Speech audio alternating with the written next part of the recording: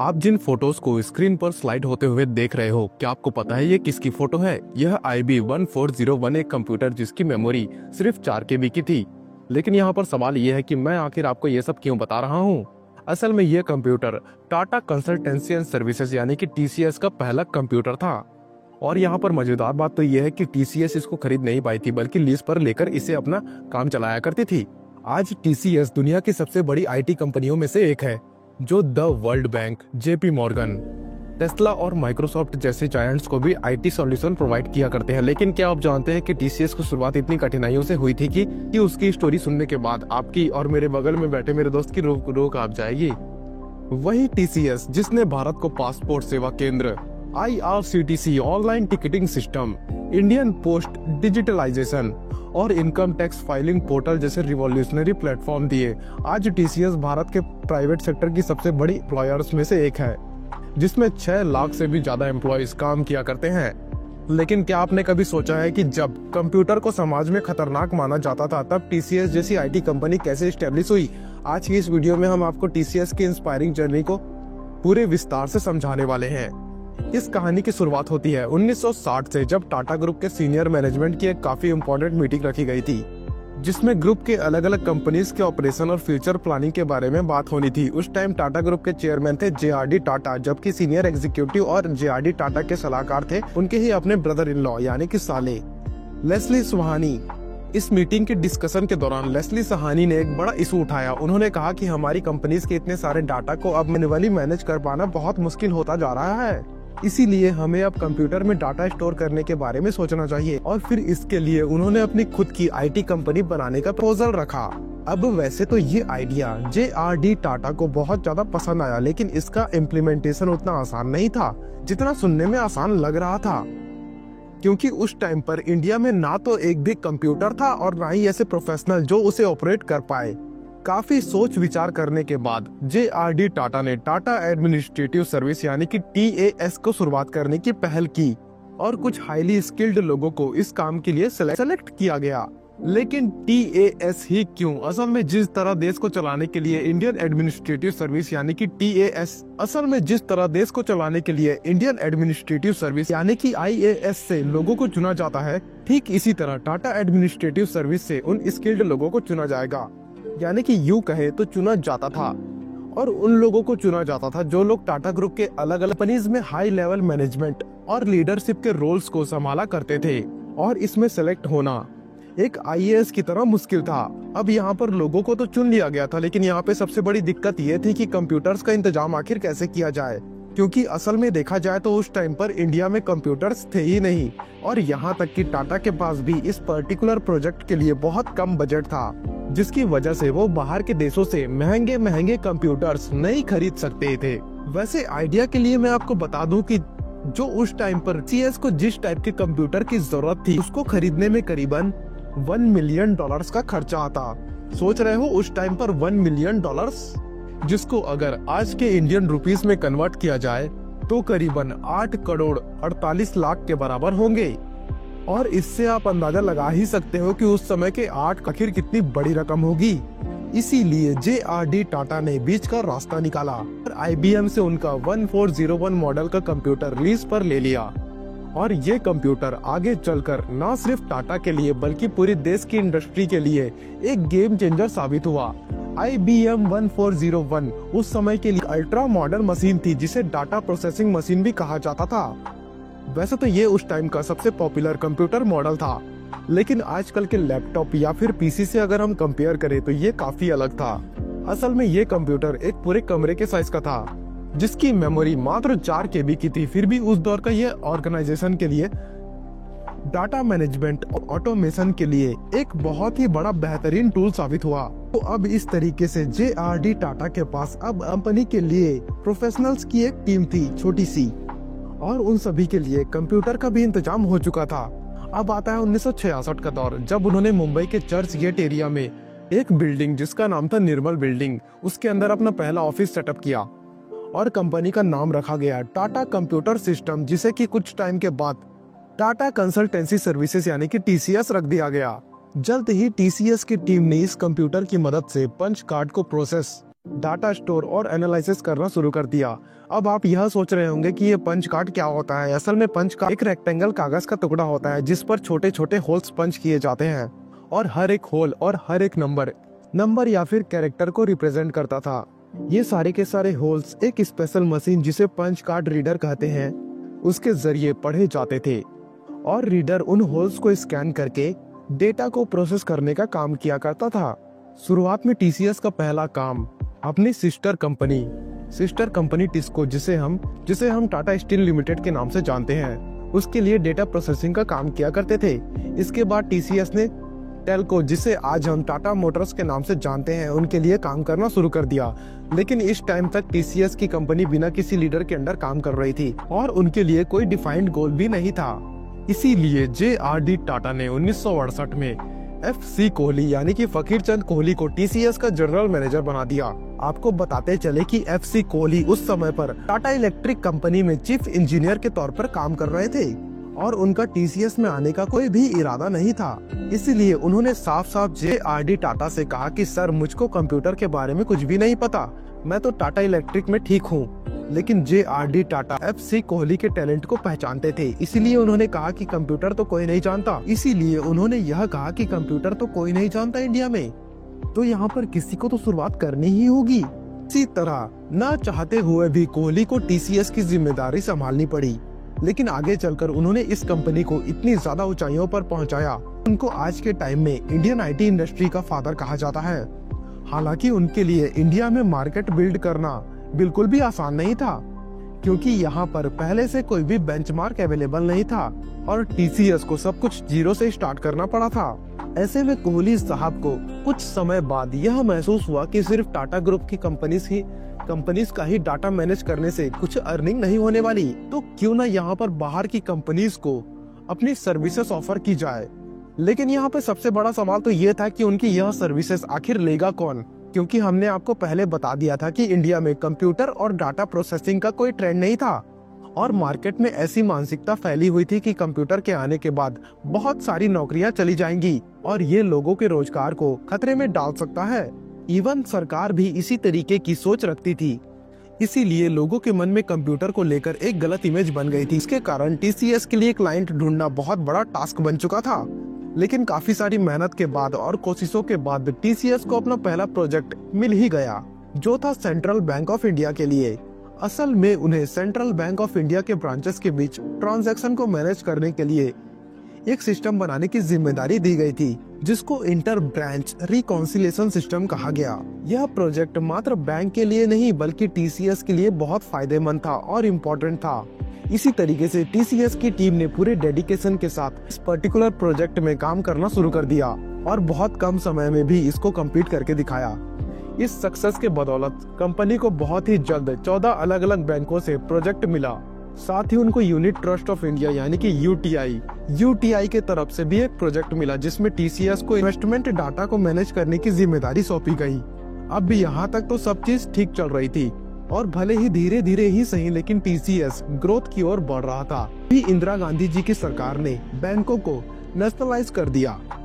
अब क्योंकि यहाँ पर सरकार कंप्यूटर्स के खिलाफ थी, इसीलिए बैंक में मिलने वाले प्रोजेक्ट अचानक से बंद हो गए, जिसकी वजह से टीसीएस को बड़ा झटका लगा।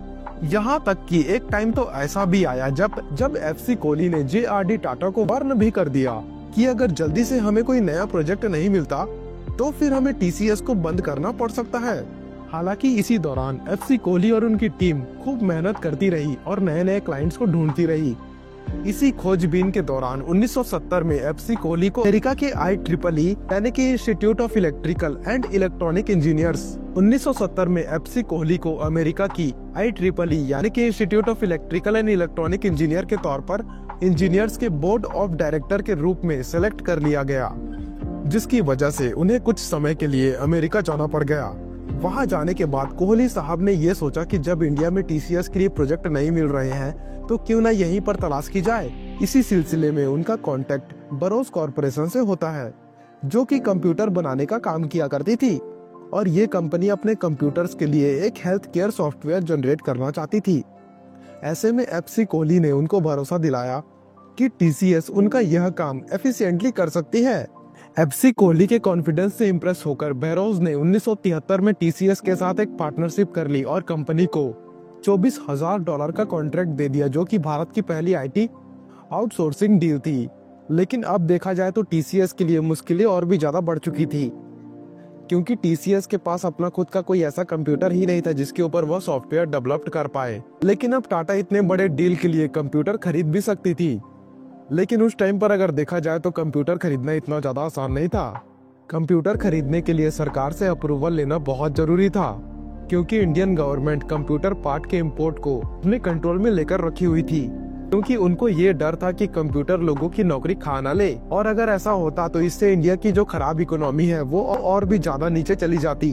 अब कुछ स्पेशल केसेस में कंप्यूटर खरीदी तो जा सकती थी, लेकिन उसके लिए पहले एप्लीकेशन देनी होती थी, जिसमें ये मेंशन होना बहुत जरूरी था कि आप कौन सा कंप्यूटर खरीद रहे हैं, या फिर पार्ट्स की डिटेल क्या है, किस कंपनी से खरीद रहे हैं, और जहां पर जिस काम के लिए आप यूज करेंगे उसका भी पूरा डिटेल मतलब कि अप्रूवल मिलने में 9 से 12 महीने का समय लग जाता था। लेकिन बेरोज कॉर्पोरेशन अपने सॉफ्टवेयर के लिए इतना ज्यादा इंतजार नहीं कर सकता था, तो फिर अब यहाँ पर करे तो करे क्या। अब इस मुश्किल सिचुएशन में टीसीएस के सामने बस एक ही रास्ता बचा हुआ था, और वो था एलआईसी का कंप्यूटर इस्तेमाल करना। असल में टीसीएस को आईएसआई यानी कि इंडियन स्टैटिस्टिकल इंस्टीट्यूट से आईसीएल कंपनी का एक कंप्यूटर इस्तेमाल करने की परमिशन मिल गई थी, जो कि असल में एलआईसी का था। इस कंप्यूटर का इस्तेमाल एलआईसी अपने कामों के लिए किया करता था, लेकिन इसको ऑपरेट करने की जिम्मेदारी आईएसआई की थी। लेकिन यहाँ पर भी एक अड़चन आ गई। एलआईसी के एम्प्लॉय यूनियन ने ये कहकर टीसीएस को कंप्यूटर इस्तेमाल करने से रोक दिया कि किसी बाहरी कंपनी को उनके सिस्टम का एक्सेस देना सही नहीं होगा। उन्हें यह डर था कि इससे ऑर्गेनाइजेशन की डाटा और प्राइवेसी पर खतरा हो सकता है। अब वैसे तो देखा जाए तो इस प्रॉब्लम को सॉल्व करना इतना आसान नहीं था, लेकिन कोहली साहब ने यहाँ पर बहुत समझदारी से काम किया और उनको किसी तरीके से कन्विंस कर लिया, और वो कंक्लूजन कुछ इस तरीके से था कि टीसीएस मात्र अपने सॉफ्टवेयर के प्रोजेक्ट के लिए ही कंप्यूटर का यूज करेगी, और इससे एलआईसी के डेटा या फिर उनके काम पर कोई भी फर्क नहीं पड़ने वाला। आखिरकार उनकी इस बातचीत के बाद एम्प्लॉयज यूनियन ने ट्रस्ट करके टीसीएस को कंप्यूटर इस्तेमाल करने की परमिशन दे दी, और फिर काफी डिफिकल्टीज के बाद ही टीसीएस ने एक ऐसा हेल्थ केयर सॉफ्टवेयर डेवलप किया जो कि बेरोज कॉर्पोरेशन को काफी पसंद आया। इस प्रोजेक्ट को कंप्लीट करके न सिर्फ कंपनी का कॉन्फिडेंस बढ़ा, बल्कि यह भारत की आईटी इंडस्ट्री लिए एक मील का पत्थर साबित हुआ। इस हेल्थ केयर सॉफ्टवेयर के बाद भी टीसीएस ने बेरोज कॉर्पोरेशन के लिए कई सारे सॉफ्टवेयर डेवलप किए, और इन सभी प्रोजेक्ट के बदौलत 1976 में टीसीएस ने $1 मिलियन का एक्सपोर्ट रेवेन्यू क्रॉस किया। साथ ही उनको इंजीनियरिंग एक्सपोर्ट प्रमोशन के लिए प्रमोशन काउंसिल की तरफ से टॉप एक्सपोर्टर का भी अवार्ड दिया गया। लेकिन अनफॉर्चुनेटली 1978 में टीसीएस और बेरोज के बीच में यह पार्टनरशिप हमेशा के लिए टूट गई। अब ये आखिर क्यों और कैसे हुआ, इसके पीछे भी एक बहुत इंटरेस्टिंग स्टोरी है। 1978 के दौरान टाटा सन्स मतलब कि टाटा ग्रुप के मेन कंपनी ने बेरोज के साथ एक जॉइंट वेंचर शुरू, जिसको टाटा बेरोज का नाम दिया गया। इस वेंचर का मोटिव था कि भारत में बेरोज के कंप्यूटर्स बेचे जाएंगे और उसका मेंटेनेंस किया जाएगा। अब इस जॉइंट वेंचर से टाटा सन्स को काफी ज्यादा फायदा हुआ था, लेकिन टीसीएस के लिए ये कुछ मुश्किलें लेकर आया। एक्चुअली टीसीएस के पास में दो ऑप्शंस थे, पहला कि वो टाटा बेरोज का जो जॉइंट वेंचर था उसका हिस्सा बन जाए, या फिर दूसरा कि वो खुद की अलग पहचान बना ले और फिर आगे चलकर अपने तरीकों से काम किया करे। लेकिन बात ये थी कि टीसीएस की ज्यादातर कमाई बेरोज से ही आ रही थी, इसीलिए अगर उसने अलग पहचान अपनी बनाई, ना सिर्फ उसकी अर्निंग रुक जाती, बल्कि उसको नए नए क्लाइंट्स ढूंढने में काफी ज्यादा दिक्कतें आती, और सबसे बड़ी बात टीसीएस टाटा बेरोज का ही कंपटीशन बन जाती, और ये सब शायद तक जेआरडी टाटा को पसंद नहीं आता। लेकिन फिर भी एफसी कोहली, जो कि उस समय टीसीएस के सीईओ थे, उन्होंने फैसला लिया कि टीसीएस एक इंडिपेंडेंट कंपनी बनेगा, और फिर इस डिसीजन की वजह से टीसीएस और टाटा सन्स के बीच में कुछ कॉन्फ्लिक्ट स्टार्ट हो गए। लेकिन फिर भी कैसे भी करके कोहली साहब टीसीएस को आगे बढ़ाते रहे, और उन्होंने इंडियन मार्केट के साथ साथ इंटरनेशनल प्रोजेक्ट की भी तलाश शुरू कर दी। इसी दौरान टीसीएस ने SEAP यानी कि system for eastern African payment इस नामक एक सॉफ्टवेयर डेवलप किया, जिसको ईस्टर्न अफ्रीका के देशों के पेरोल और अकाउंटिंग नीड्स को पूरा करने के लिए बनाया गया था। पहले ये सारे के सारे काम मैनुअली किए जाते थे, में काफी ज्यादा टाइम लगा करता था और गलतियां भी बहुत ज्यादा होती थी। लेकिन टीसीएस के बनाए गए SEAP सॉफ्टवेयर ने पूरा काम आसान कर दिया था और फिर प्रोजेक्ट की सक्सेस ने टीसीएस को इंटरनेशनल मार्केट में भी बहुत बड़ी पहचान दिला दी। इसके बाद टीसीएस ने इंडिया में न्यूक्लियर पावर के कई सारे प्रोजेक्ट में काम किया। हिंदुस्तान एरोनॉल लिमिटेड के लिए भी बहुत सारे प्रोजेक्ट कंप्लीट किए। और ये बात आपको बता देता हूँ कि ये सब टीसीएस की ही देन है कि आज आप पेपर पर नहीं बल्कि ऑनलाइन प्लेटफॉर्म पर इन्वेस्टमेंट कर पा रहे हैं। जी हाँ, टीसीएस ने ही बॉम्बे स्टॉक एक्सचेंज यानी कि BSE के लिए शुरुआती कंप्यूटराइज सिस्टम का डेवलप किया था। यहाँ तक कि 1977 में इनकम टैक्स डिपार्टमेंट के लिए पैन कार्ड का सिस्टम टीसीएस ने ही डेवलप किया था। इसके अलावा 1980 में टीसीएस ने पुणे के अंदर भारत का पहला software research and development centre establish करके दिखाया था, जिसका नाम रखा गया था Tata research development and design centre. TRDDC का उद्देश्य था रिसर्च करने की नई सॉफ्टवेयर सॉल्यूशन और टेक्नोलॉजीज को डेवलप करना, टीसीएस अपने क्लाइंट्स को बेस्ट सॉल्यूशन दे सके। और इसी TRDDC की बदौलत 1980 के अंत तक टीसीएस 500 से भी ज्यादा प्रोजेक्ट कंप्लीट कर चुका था। 500 से भी ज्यादा प्रोजेक्ट को कंप्लीट कर चुका था और यहाँ तक कि 40 अन्य देशों में अपनी सेवाएं दे रहा था। पर दोस्तों, यहाँ पर सवाल उठता है कि अगर उस समय इंडिया में कंप्यूटर की पॉपुलैरिटी नहीं थी और ना ही इससे रिलेटेड कोई कोर्स हुआ करता था, तो फिर टीसीएस को इतने बड़े बड़े प्रोजेक्ट पर काम करने के लिए स्किल्ड लेबर कहाँ से मिल जाते थे? क्या उन्होंने बाहर के देशों से प्रोफेशनल्स को हायर किया था? बिल्कुल भी नहीं। असल में टीसीएस के फाउंडर FC कोहली ने इस प्रॉब्लम का सॉल्यूशन खुद ही निकाला था। उन्होंने IIT कानपुर से रिक्वेस्ट किया कि उनके कोर्सेज में कंप्यूटर प्रोग्रामिंग कोर्स को भी ऐड कर दिया जाए। लेकिन उस टाइम पर एक क्वेश्चन ये भी खड़ा हुआ था कि अगर स्टूडेंट इन कोर्सेज को कंप्लीट कर लेते हैं तो फिर उनको जॉब आखिर कौन देगा? तो यहाँ पर FC कोहली ने यह भरोसा दिलाया कि जो भी यह कोर्सेज करेगा उसको टीसीएस में जॉब दे दी जाएगी। और उन्होंने अपना वादा निभाते हुए IIT कानपुर के ज्यादातर ग्रेजुएट्स को हायर कर लिया। लेकिन कोहली साहब को यह अच्छी तरीके से मालूम था कि टीसीएस एक वक्त के बाद यानी कि एक लिमिटेशन के बाद टीसीएस में हर किसी को जॉब नहीं दे पाएगा। इसीलिए उन्होंने फॉरेन कंपनीज के साथ डील की और यह तय किया कि TCS skilled Indian engineers provide करवाएगा, वह भी दूसरे देशों की मार्केट से कम सैलरी पर। और इसी प्लान के तहत 1973 से लेकर 1977 के बीच IIT के बैचेस में से करीबन 1/3 स्टूडेंट्स को टीसीएस ने US भेज दिया था। और आपको जानकर हैरानी होगी कि आज अमेरिका की सिलिकॉन वैली में जितने भी टेक एम्प्लॉयज हैं, उनमें से 1/3 एम्प्लॉयज इंडियन ओरिजिन से हैं, जो कि ये सब टीसीएस की बदौलत ही पॉसिबल हो पाया है। टीसीएस ने अपनी इनोवेशन और स्ट्रेटेजी से कई सारे बड़े बड़े प्रोजेक्ट को कंप्लीट किया है, जिसका रिजल्ट ये हुआ कि उसने पहली बार $1 बिलियन का रिवेन्यू जनरेट किया। मई 2013 में टीसीएस को इंडियन डिपार्टमेंट ऑफ पोस्ट से 11 बिलियन रुपए का 6 ईयर का कॉन्ट्रैक्ट मिला, जो कि एक बहुत बड़ी अचीवमेंट थी। और फिर इसी साल कंपनी ने अपनी पोजीशन को और भी ज्यादा मजबूत करते हुए दुनिया की top 10 global IT services companies में अपनी जगह बना ली। इसके नेक्स्ट ईयर यानी कि जुलाई 2014 में टीसीएस एक और बड़ा अचीवमेंट हासिल करते हुए 5 ट्रिलियन कैपिटलाइजेशन वाली इंडिया की पहली कंपनी बन गई। साल 2015 में टीसीएस ने रिलायंस इंडस्ट्रीज लिमिटेड के 23 साल के रिकॉर्ड को तोड़ते हुए इंडिया की सबसे प्रॉफिटेबल कंपनी बनकर सामने आई और अपनी पहचान एक बड़े लेवल पर बना ली। आज ये दुनिया का चौथा most valuable IT service brand है, जिसने ब्रिटिश पेट्रोलियम और वर्ल्ड बैंक और JP Morgan, General Electric, Lloyd Banking Group, Tesla, Nokia, Siemens और माइक्रोसॉफ्ट जैसे कई सारे ग्लोबल जायंट्स के लिए काम कर रखा है। और इसने खुद को इतने बड़े ट्रस्टेबल कंपनी के रूप में एस्टेब्लिश किया है कि इंडिया के अलावा दूसरी देश की गवर्नमेंट भी अपने कॉन्फिडेंशियल प्रोजेक्ट के लिए टीसीएस को चुना करती है।